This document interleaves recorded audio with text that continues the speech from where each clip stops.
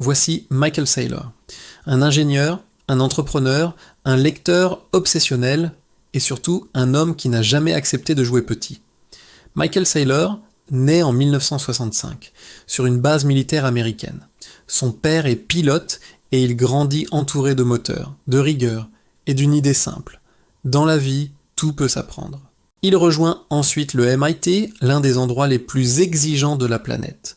Il y étudie l'ingénierie aéronautique et l'histoire des sciences, deux domaines qui plus tard nourriront sa capacité à penser loin, parfois très loin. En 1989, à seulement 24 ans, il fonde MicroStrategy avec son colocataire d'université. Ils n'ont ni argent, ni réseau, juste une conviction. Les données vont devenir l'or du futur. Ils avaient raison.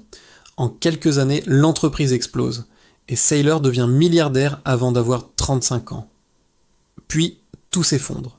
Au début des années 2000, MicroStrategy subit un crash brutal. Saylor perd presque toute sa fortune. Pour beaucoup, c'est le genre d'histoire qui s'arrête là, mais lui se relève. Il reconstruit tout patiemment, comme un ingénieur qui remonte une machine pièce par pièce. Une anecdote méconnue. Saylor lit plusieurs heures par jour depuis plus de 20 ans. Il dit souvent que la connaissance s'accumule comme un capital. Plus tu apprends, plus chaque nouvelle idée devient puissante. C'est cette vision, presque mathématique de la sagesse, qui guide toutes ses décisions. Ce n'est qu'en 2020 qu'il découvre vraiment le Bitcoin.